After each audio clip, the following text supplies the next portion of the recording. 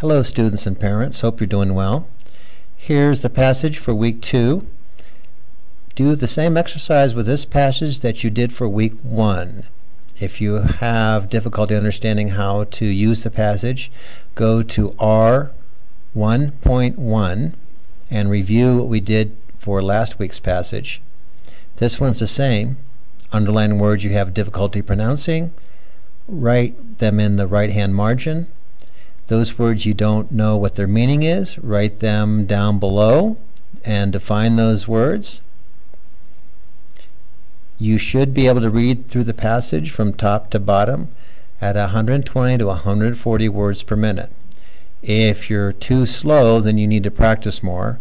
If you're too fast, you just need to slow down. There will be comprehension questions on these passages in future weeks, not these first 2 weeks, and I will go over that when we come across that. I'm not filling in as much this week, so just do exactly the same as you did last week for the video R1.1. And if you have any difficulties, we'll establish a channel of communications through text messaging that you can ask questions, or in the YouTube video you can put a comment down below. Remember, this is a non-shaming content on my YouTube video, so if someone puts a comment on there, we accept all comments equally.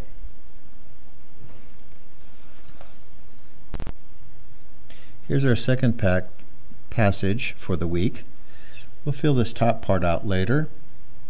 I'm going to go over the first read. That's one of the more important things to do with these passages. Someone have to sit with the person who's reading it and have them follow these instructions. The person who's listening doesn't do this. It's the person who's reading that does these skills, that underlines the words. And I'm going to show you today what to do when they come across a word that is difficult to pronounce. There are some in this passage. So I'm going to go ahead and get started. The steam locomotive. Now they may know what this word is when they hear it, but they may not know that it's spelled this way, so they may get stuck on it. This is the word, and I'm not going to pronounce the word. I'm going to show you what to do when they come across a word that they might have difficulty with. The steam locomotive, I'm going to skip that word for now, and began to move. I can't wait to visit Salt Lake City, Lily told her younger brother Ted. An older man in a seat across from them looked up. Going to Utah? He asked. We'll be crossing track I built with my own hands. Ted's eyes widened. It wasn't easy building the railroad, the man said.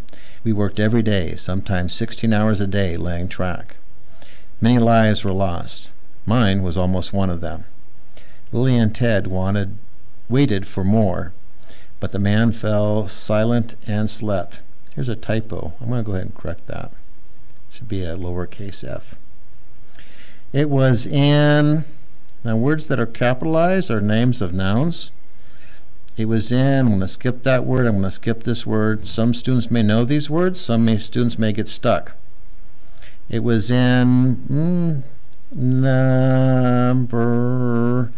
near here where we started the tracks, the old man said when he woke.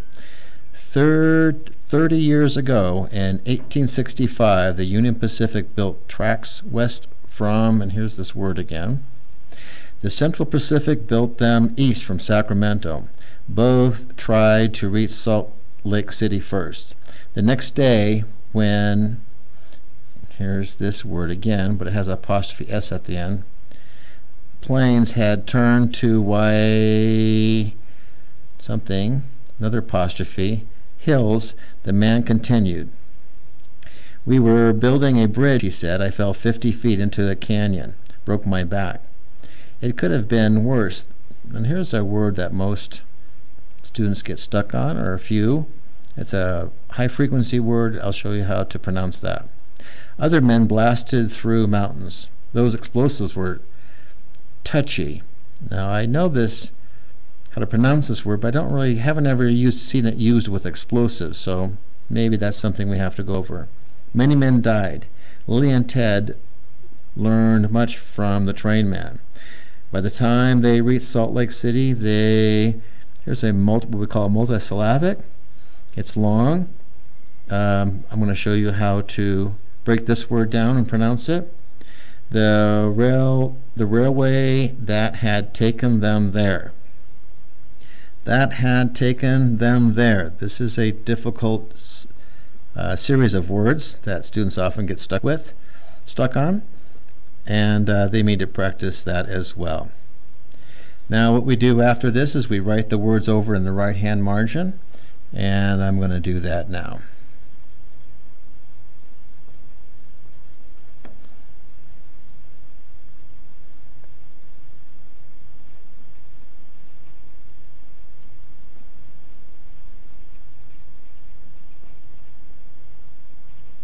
I'm going to skip writing this word down because I've already written it once. The same for this, but this word is new.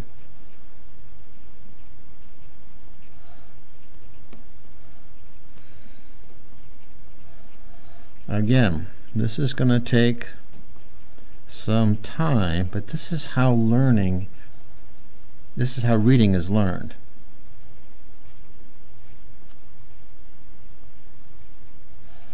We're building vocabulary in the text that we're reading. We aren't going to write this out. That was just to show how sometimes a combination of words can be confusing. Now, this word here, you're going to have them take their fingers and put it on either side of the word, and they're going to look for parts of the word that they can pronounce. Now, if they have difficulty with this word, you can also say, what am I doing? What is that? And they'll say, you're whistling. That is the word whistled. So I gave them a clue of what the word may be without telling them what the word is. Once they know what the word is, and it's familiar to them, they'll never make that mistake again. Here's another difficult word, a name of a noun. They have their fingers out. They're sectioning off a part of the word that they could pronounce. This is ha, ma, maha. So even though it's not exactly correct, it's close. This is the long O sound. You might write the vowels down. A, E, I, O, and U, and say this is the vowel sound for that letter. What's the vowel sound? And they'll say O. That's how it's going to start.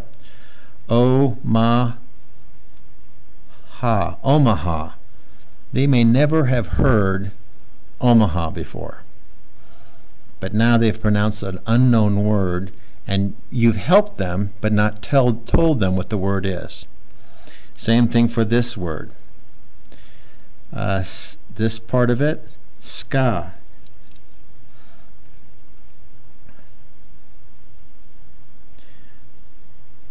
You can say that this is the A sound, a, bra, ska. They should get that part. You can help them with little parts of the word and say that this E has a sound. So that's kind of odd. That's going to throw a lot of students off. You can say this is na, and they try and pronounce the whole word. Na, braska, Nebraska. And you keep on going. Here's this word again. You could ask them to pronounce that. Here's Nebraska's. You can say the ing sound. You can say, what's the ing sound? And they will come up with ing. And then you add the S to that, ings. This is Y, and you can say this has that long O sound again. What would that be? They would say O. You can add the N with that, ming. So they're going to take different parts of the word that they're familiar with and try and combine them. Don't tell them what the word is, because then you're doing the reading for them. Wyoming's. This word, You can say, what's this long O sound? They'll say O. You say, that's the whole sound of O-U-G-H. So this is going to be what word? Though. That's that word. They know, they've heard though, but maybe they haven't seen it spelled. This word, touch, touchy. Down here, a long word with multisyllabic, what we call multisyllabic, a lot of different sounds. You could break this word into words that they recognize, like ate. You can say, I something potato chips while I watch television. They'd say, well, you ate potato chips? You say, yeah, that's ate. Let's put ed at the end. Ated. This A has a sound. There's a lot of A's in the English language that have the sound. And this has the vowel sound for that letter. What's the vowel sound for that letter? They're going to say E. So this is pre, pre, C. This I has an E sound. Ated, appreciated. This C actually has an SH sound. And you can go ahead and add these sounds next to the word to help, but have them do most of the work in coming up with how that word is pronounced. On the right-hand side, before they start reading for the second time or the third time, you go over these words that they had difficulty with. Whistled, Omaha, Nebraska, Wyoming's, though, touchy, appreciated. So you go over these words before they read. Down here at the bottom, I put the answers to what they should fill in for genre, craft, and structure. And don't forget their name.